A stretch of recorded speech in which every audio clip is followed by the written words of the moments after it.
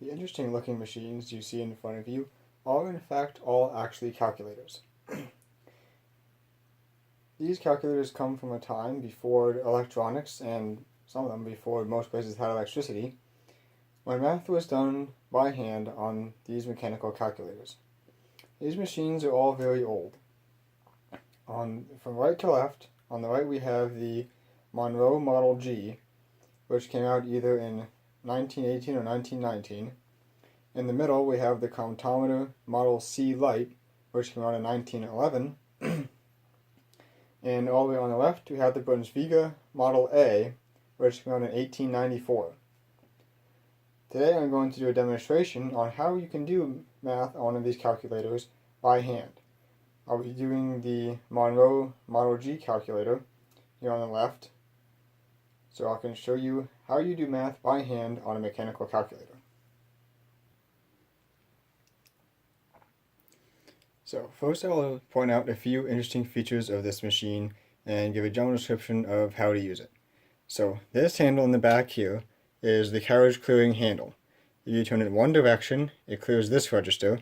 If you turn it the other direction, it clears this lower register. This handle on the side is the handle that's used to drive the machine through its cycle. One direction performs addition, the other direction performs subtraction. Over here we have the keyboard for entering the numbers. Each column corresponds to 1 power of 10. So for example, this is the ones column, tens column, hundreds column, and so on. So if you wanted to enter 45, you would push 4 in the tens column and 5 in the ones column. This key here is for clearing the keyboard. You notice when you push keys down, they stay down until you do an operation, and this key clears them.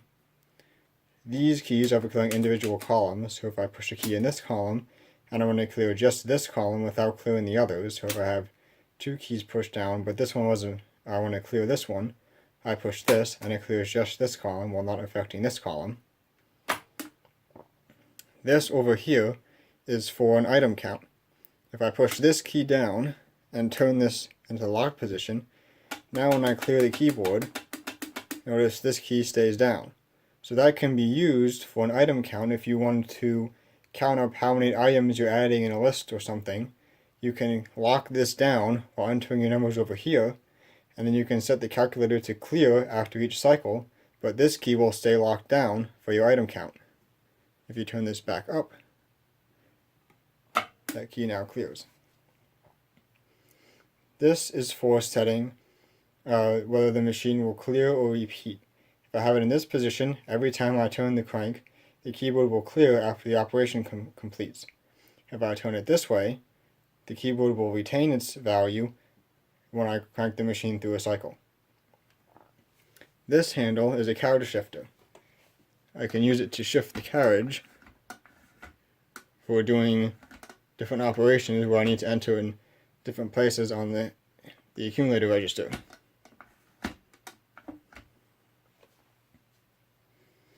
Now there is supposed to be a handle here so you can pick up and lift the carriage if you want to, but that's missing. So, on the carriage, this register is the accumulator register. This is where all of the additions and subtractions, they account here in this register. If I add a number, it adds to this register. If I subtract a number, it subtracts from this register. This is a counter register.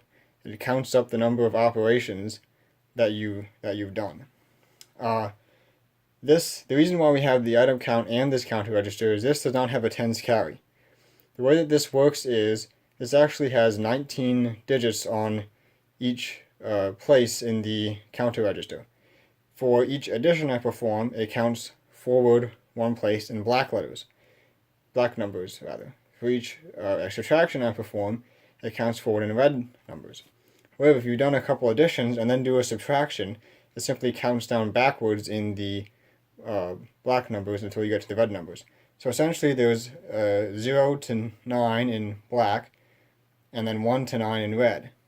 So if I turn the handle backwards, it will go from 0 to 1 in red. If I turn the handle forwards, it will go from 0 to 1 in black to count additions. So that describes basically the principles of this machine. If you look on the side here, see there are two knobs. This knob is a stop for addition, and this knob is a stop for subtraction. If I want to perform an addition, I turn the handle once, and I stop at this knob. If I want to perform a subtraction, I turn the handle back a full turn, and then come to stop at this knob. And between the knobs, nothing happens. It's a very interesting mechanism. This machine is actually rather heavy, say probably between 20 and 30 pounds. If you want to look at the inside, see we have large steel gears back here with titanium mechanisms. This machine works on a, say a split Leibniz drum, is I believe the name of the mechanism. Basically there are, down in here, underneath the keyboard, there's a shaft that has pairs of two gears. When you push a number down on the keyboard, this key fits against rockers underneath that push the gears together on this shaft. One gear has 4 teeth on it of different lengths, and the other gear has 5 teeth on it of the same length. So if I push a 1 down, that pushes the gear with the 4 teeth on it over one place, so that the longest tooth engages with this gear to add 1 to the mechanism up here, the accumulator register. If I push a 5 down, that pushes the gear with 5 teeth over to engage with this gear, so that it adds 5 to the register up here. If I push, say, a 7 down, that pushes the gear with 5 teeth over into place, and it pushes the gear with the 4 teeth over 2 places, so that 2 of those teeth engage. So you have the 5 teeth of the first gear plus the 2 teeth of the second gear engaging here, which adds a total of 7 to the accumulator register.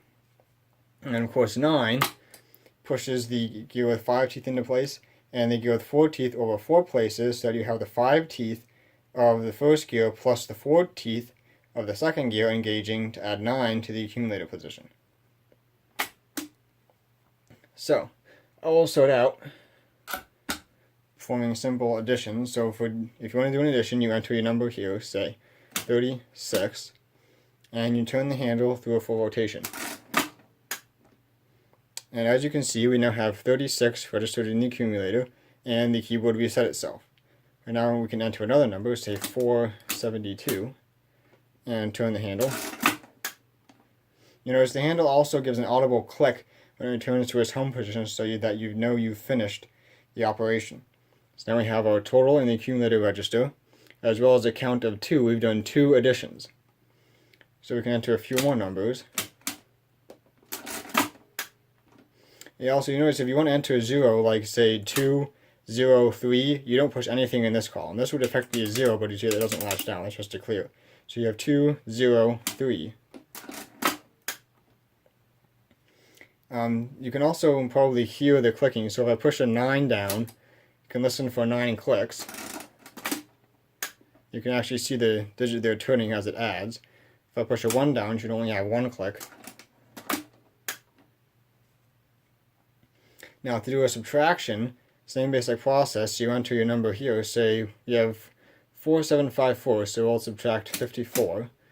We turn the handle backwards, do a full rotation, and then stop at this place. And you don't hear the click until you come to rest at the bottom position of the turn down here at the second stop. So now for some interesting things, let's do a multiplication. So you can see if I turn this handle this way, it clears out this register. To clear out this register, you have to lift the carriage up, turn it backwards. Now we've cleared that. Our keyboard is clear. So to do a multiplication, you set this to not clear every iteration. You enter the first number here. Say we want to multiply 256 by 74 or something. So we do larger numbers. Say 256 by, 578. So we put 2, 5, 6 on the keyboard. Now we're multiplying by 578. We want this counter up here to read 578. So we want an 8 in this position. So how do we do that? We just turn the crank handle 8 times.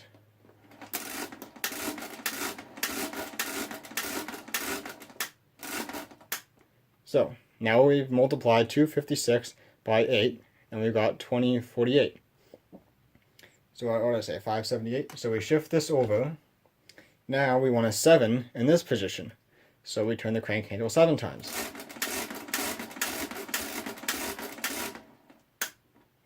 Now I have multiplied 256 by 78. We have the result down here, 19,968. So we shift the carriage one more position. And now we want a 5 here.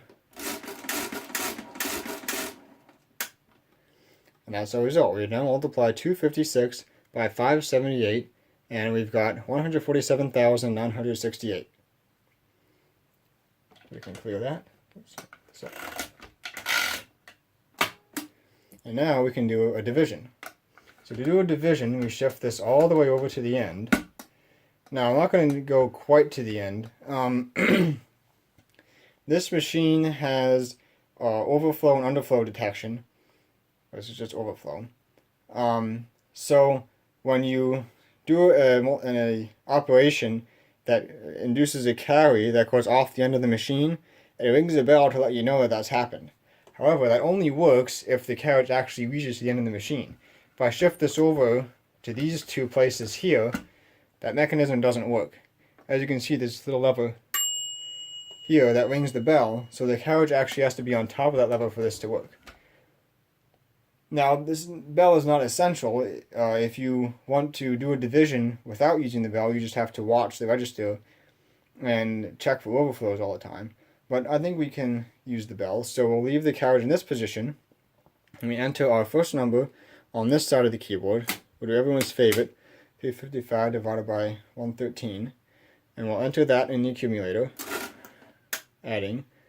Then we clear the counter. So you have a 1 up here, we have to clear that. I accidentally cleared that, so we'll try this again, 355. Okay, so now we have 355 in here, and we cleared our counter.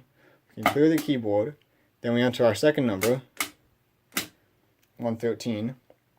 And now what we are going to do is subtract until we hear the bell ring. Also, we can set our decimal place. So since we're dividing two 3-digit numbers, we expect one whole number in the result. So it's our decimal. These are our decimal point indicators here. So the decimal point indicator here to know that this will be whole numbers and everything after here will be a decimal. So now we subtract until we hear the bell ring.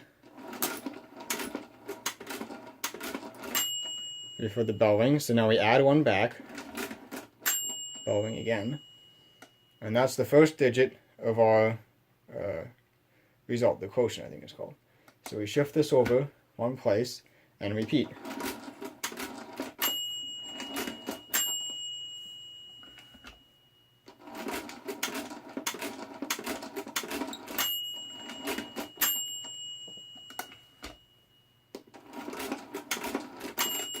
Oops, that was too many times.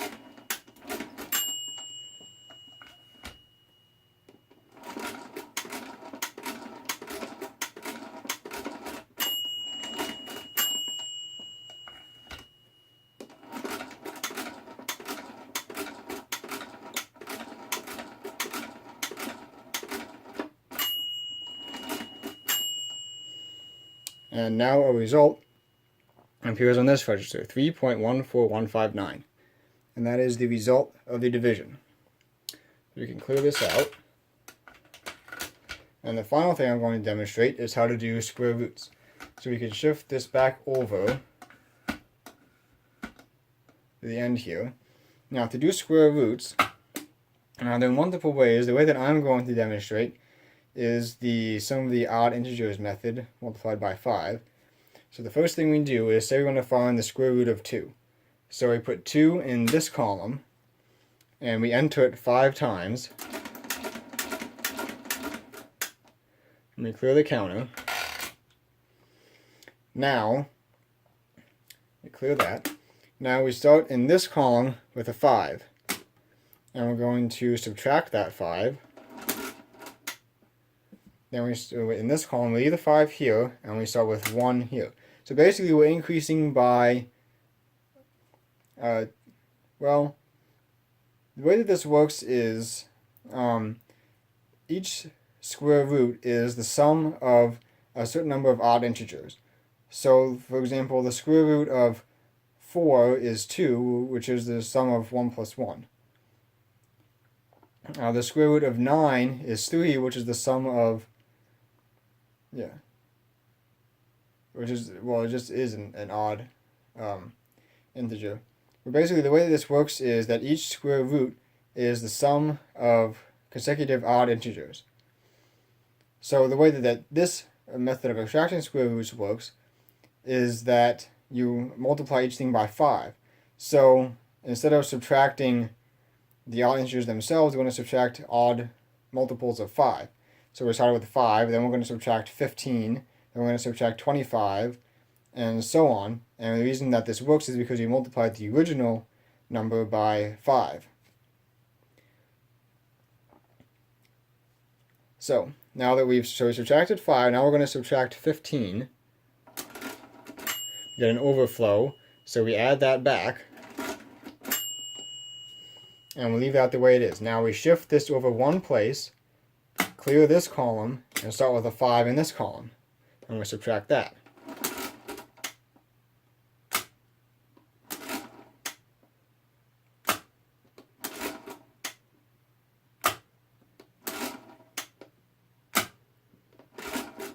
An overflow, so we add that back.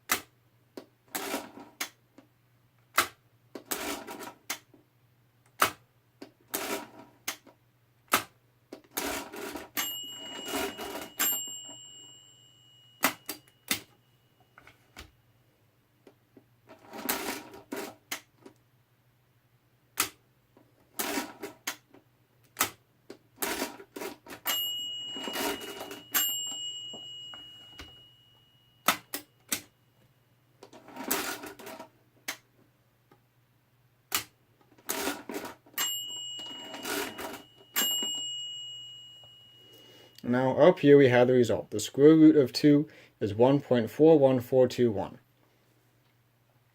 So I believe that about concludes this demonstration of how you can do math by hand. So I hope you enjoyed this video, and thank you for watching.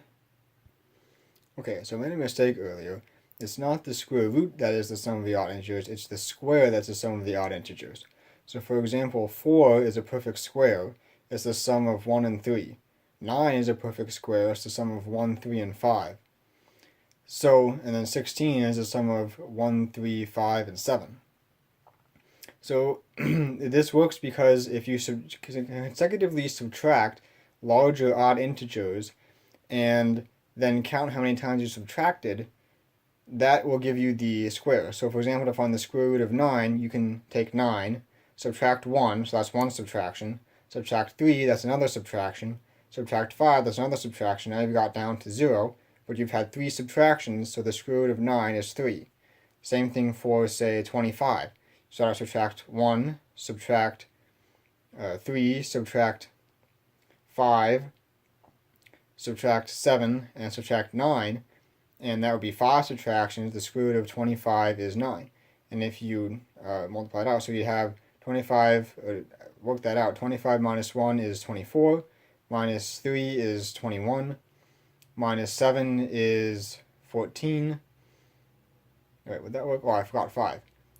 So it's 21 minus 1 is 24, 24 minus 3 is 21, 21 minus 5 is 16, 16 minus 7 is 9, and then 9 minus 9 is 0, so that's 5 subtractions, so the square root of 25 is 5.